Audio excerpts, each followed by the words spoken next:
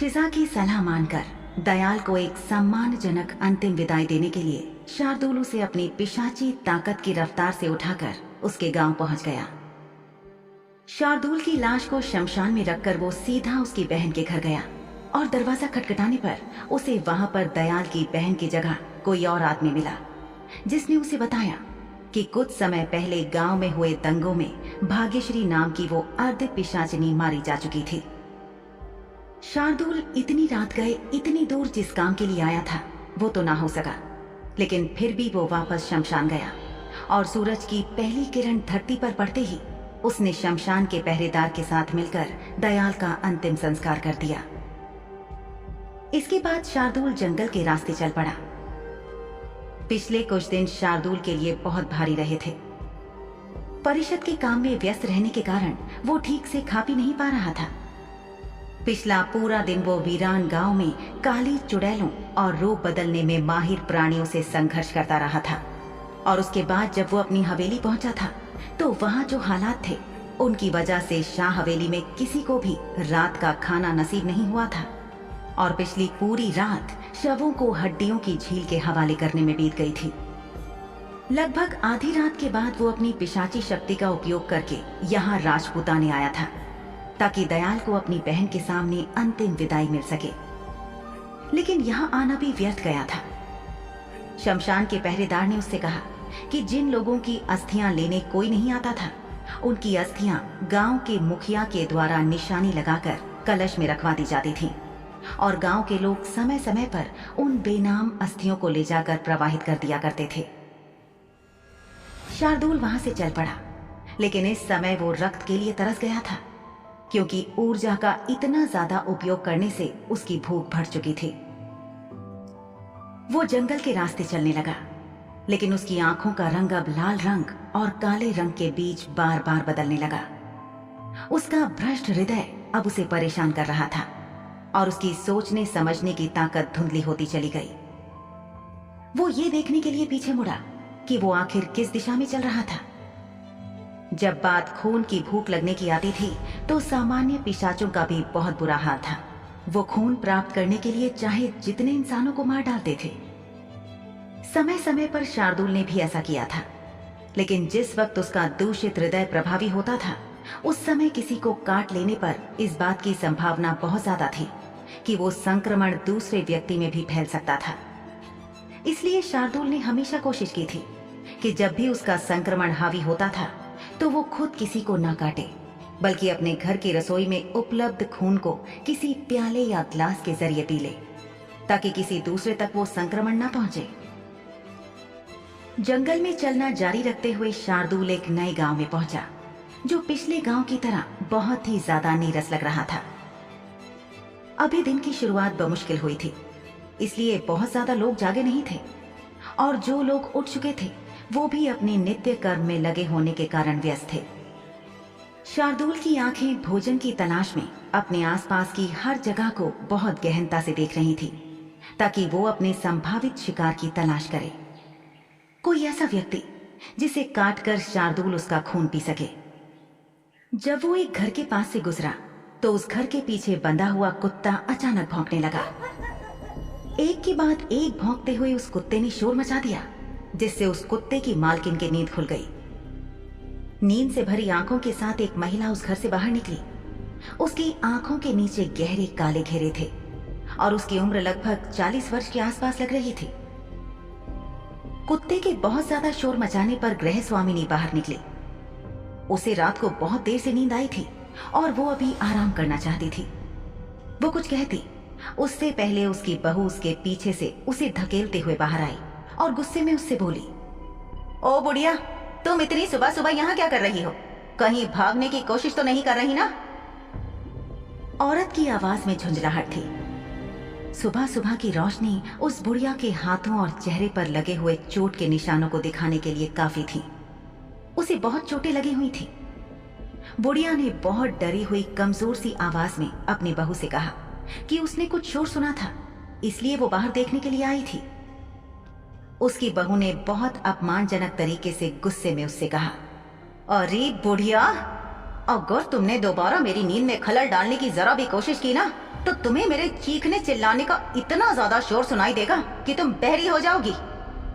बहू ने गुस्से में दांत पीसते हुए कहा। डरी सहमी बुढ़िया चुपचाप अंदर चली गई। उसके जाने के बाद उस महिला ने चारों दिशाओं में देखा कि उसका सामान्य तौर पर चुप रहने वाला कुत्ता आज अचानक क्यों भौंक रहा था। और फिर उसकी नजर अपने घर के पास खड़े एक व्यक्ति पर पड़ी जो शार्दुल शाह था। लेकिन महिला यकीनन उसे नहीं जानती थी, इसलिए वो कुछ सवाल करने के लिए अपना मुंह खोलने ही वाली थी कि अचानक शार्दुल ने आगे बढ़कर उसे कुछ बोलने या चिल्लाने से रोकने के लिए उसके मुंह पर हाथ रख दिया। शार्दुल ने तब तक उसका मुंह कसकर पकड़े रखा जब तक कि उस महिला के हाथ सुस्त और गतिहीन नहीं हो गए। जल्दी ही वो बेहोश होकर शार्दुल के पैरों में गिर पड़ी। शार्दुल ने नीचे अपने पैरों की तरफ देखा तो महिला के शरीर में कोई हलचल नहीं थी।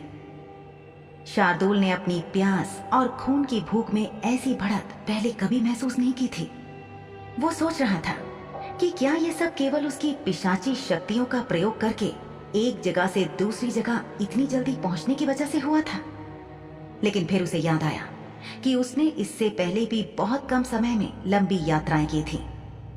लेकिन आज ये पहली बार हुआ था कि उसने इस तरह खून की प्यास को महसूस किया था, जैसे कि वो चाहे जितना भी खून क्यों ना पी ले, लेकिन उसकी प्यास नहीं बुझने वाली थी। शार्दुल बिना इस गांव के किसी व्यक्ति के दिमाग में कोई शक पैदा किए देखना चाहता था कि आखिर उस औरत को हुआ क्या था। उसने महिला को घर के पीछे की तरफ छप्पर की ओट में खींच लिया और उसे पीठ के सहारे दीवार से सटाकर खड़ा कर दिया। अगले ही पल शार्दुल के दांत उसकी गर्दन में गड़ गए और वो उसका खून पीने लगा। शार्दुल की जीभ उसके होंठों पर लगे उस महिला के खून को स्वाद से चाट रही थी। महिला की रगों में दौड़ रहे खून के हर घूंट के साथ शार्दुल के शरीर में ताकत पहुंच रही थी। शार्दुल की आंखें इस समय पूरी तरह से काली हो गई थी, जैसे कि उसका संक्रमण बढ़ रहा हो और उसे पूरी तरह से भ्रष्ट दिल वाला पिशाच बना रहा हो।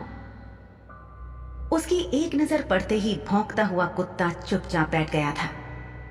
शार्दुल ने इस कुत्ते को पुचकारा और वापस अपना ध्यान खून पीने पर केंद्रित कर दिया। महिला के शरीर से खून का एक एक कतरा पी लेने के बाद उसने उसके शरीर को वहीं दीवार के सहारे बैठा कर छोड़ दिया। महिला का मृत शरीर शार्दुल के लिए कोई मायने नहीं रखता था। एक शुद्ध खून वाला पिशाच होने के नाते शार्दुल समझता था कि लोगों को मारकर उनके शवों को यूं ही छोड़ देना दुष्ट स्वभाव था, लेकिन ये अधिकांश पिशाचों के स्वभाव में था। जब बात पापी पेट की आती थी तो बिना पछतावे के अपनी प्यास को बुझाने के लिए लोगों को मारना और उनका खून पीना सभी पिशाचों का शगल था। हर पिशाच जरूरत पड़ने पर अपने से निचले तबके के लोगों पर हमला कर लेता था। मनुष्य इस श्रृंखला में सबसे नीचे आते थे, इसलिए ज्यादातर वो ही पिशाचों के शिकार बनते थे। वैसे भी पिशाचों का मानना था कि मनुष्यों का जीवन कम होता है, तो वो थोड़ा और जल्दी मर जाएंगे तो क्या फर्क पड़ जाएगा। शार्दुल सोच रहा था कि एक बार जब वो श्यामला वापस पहुंच जाएगा तो यहाँ इस गांव में किसी को भी शार्दुल के इस महिला को मारने पर संदेह नहीं होगा, क्योंकि वो यहाँ से गायब हो चुका होगा और उसे किसी ने देखा भी नहीं था। ये अपराध निश्चित रूप से किसी अनाम, अनजान, दुष्ट पिशाच के नाम हो जाने वाला था, जो इस क्षेत्र के नियमों का पालन नहीं करता होगा। शार्दुल को मन ही मन इस बात पर हंसी आ गई कि उसका किया धरा किसी और के कहते चढ़ने वाला था। खास तौर से उच्चतम सामाजिक रूप से प्रतिष्ठित पिशाच अपने रुतबे और सत्ता का दुरुपयोग करने वाले थे, और उन्होंने जो कुछ किया था और उसे छुपाने के लिए जितने जतन किए थे, उससे आम लोग हमेशा अनजान रहते थे। शार्दुल ने महसूस किया कि अभी उसने जितना खून पिया था वो पर्याप्त से ज्यादा था। आमतौर पर वो एक समय में इतना खून नहीं पीता था। दयाल को उसके गांव के शमशान में अंतिम संस्कार मिल गया था, ठीक उसी जगह जहां वो बड़ा हुआ था। वहां तो नहीं, लेकिन उसके गांव के प्रवेश द्वार के पास ही बने शमशान में। शार्दुल ने इसी वक्त वापस श्यामला जाने का फैसला किया। उसने आंखें बंद करके अपनी पिशाची क्षमता का प्रयोग करके पल भर में वापस श्यामला पहुंचने की कोशिश की, लेकिन ये क्या, वो अपनी जगह से जरा सा भी नहीं हिला और वहीं का वहीं था। उसने फिर से कोशिश की, लेकिन वो अभी भी उसी जगह पर खड़ा था और एक कदम भी आगे नहीं बढ़ सका था। निराशा में उसने एक और प्रयास किया, लेकिन इस बार भी वो असफल हुआ। शार्दुल ने अपने बालों में हाथ घुमाया और चारों तरफ देखते हुए सोचने लगा कि उसके साथ ये क्या हो रहा था। उसके मन में ख्याल आया कि कहीं ऐसा तो नहीं था कि गलती से उसने किसी ऐसी जमीन पर कदम रख दिया था जिसे चुड़ैलों ने जादू से बांध रखा था, ताकि अगर इंसानों या चुड़ैलों के अलावा कोई तीसरी प्रजाति का प्राणी यहाँ कदम रखे तो ना तो उसकी कोई शक्ति ही काम करे और ना ही वो वहां से वापस लौट सके। अक्सर ऐसी जादू से बंधी हुई जमीनों पर कोई नया व्यक्ति जा तो सकता था, लेकिन वहां से वापस नहीं लौट सकता था। शार्दुल का भूगोल का ज्ञान बहुत अच्छा था। कुछ तो ये उसका निजी शौक था और कुछ परिषद के कामकाज की वजह से उसे जानकारी रखनी पड़ती थी। उसे अच्छे से पता था कि रेगिस्तानी इलाकों में काले चुड़ैल छुप कर रहते थे, क्योंकि दूर दूर तक रेत के धोरे होने की वजह से वहां आबादी कम हुआ करती थी और चुड़ैलों के लिए अपने गांव बसाकर रहना आसान हो जाता था। उसे पता था कि इन इलाकों में चुड़ैलों द्वारा कई तरह के जादू किए जाते थे। इस कारण ये जगह चुड़ैलों के लिए बहुत सुरक्षित थी, लेकिन दूसरे प्राणियों के लिए ये खतरे की घंटी थी। और इसी बात से शार्दुल को निराशा हुई कि कहीं वो किसी ऐसे इलाके में तो नहीं आ गया जहां पर काले चुड़ैलों ने काला जादू किया हो और तभी वो इस जमीन पर अपनी क्षमता का उपयोग नहीं कर पा रहा था। परेशान हाल शार्दुल गांव में किसी के द्वारा देखा नहीं जाना चाहता था, इसलिए वो गांव से दूर चलने लगा। चलते चलते वो सोच रहा था कि आखिर उसके साथ क्या हो रहा है। उसका दिमाग फट रहा था और वो गांव से काफी दूर पहुंच चुका था। उस धूल भरी सूखी सी सड़क पर चलते हुए आखिरकार उसे समस्या का एहसास हो गया।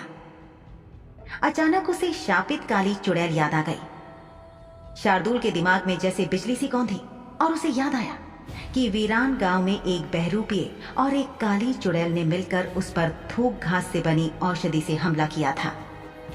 उनका स्पष्ट इरादा शार्दुल के दिल को भ्रष्ट करने और उसके जरिए समाज में अराजकता पैदा करने का था, और इसी उम्मीद से उन्होंने शार्दुल पर उस औषधि का इस्तेमाल किया था।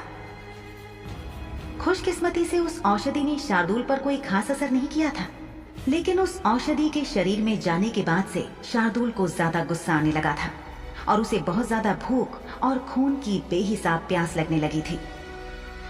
वो कोई बग्घी किराए पर लेकर अपने घर पहुंच सकता था, लेकिन 2 से ढाई दिनों तक बैठे रहना कुछ ऐसा था जो इस समय नहीं कर सकता था। उसने फिर से चलना शुरू कर दिया। उधर कोचवान के साथ शाह हवेली पहुंचने के बाद शिजा चुपचाप शार्दुल के कमरे में पहुंची और कमरा बंद करके बिस्तर पर लेट गई। उसकी आंखें खुली थी क्योंकि उसे नींद नहीं आ रही थी। काफी देर तक छत को घूरने के बाद भी जब उसे नींद नहीं आई तो उसने शार्दुल का इंतजार करते हुए वक्त बिताने के बारे में सोचा।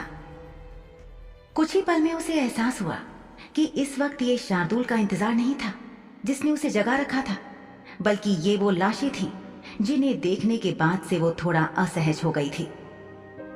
हर बार जब वो अपनी आंखें बंद करके सोने की कोशिश करती तो उसकी आंखों के सामने बेरहमी से मारे गए उन लोगों की लाशें आ जाती और शीजा घबरा कर उठ जाती। आज ही, बल्कि अब से सिर्फ कुछ घंटे पहले जब शाह हवेली में सब लोग जाग रहे थे तो किसी ने सोचा भी नहीं होगा कि यहाँ ऐसा कुछ हो जाएगा। लग रहा था जैसे हवेली की हवा में मौत घुल चुकी हो। जब शीजा शार्दुल के साथ वीरान गांव से वापस लौटी थी तब भी उसने देखा था कि रसोई की तरफ जाने वाली दीवार, बैठक से ऊपर आ रही सीढ़ियों और कई जगहों पर खून के छींटे थे और शवों को एक जगह से दूसरी जगह ले जाने के दौरान घसीटे जाने से फैल गए खून के निशान भी थे जिन्हें हवेली के नौकर साफ कर रहे थे। शार्दुल वापस श्यामला आने के लिए अपनी शक्तियों का इस्तेमाल क्यों नहीं कर पा रहा था?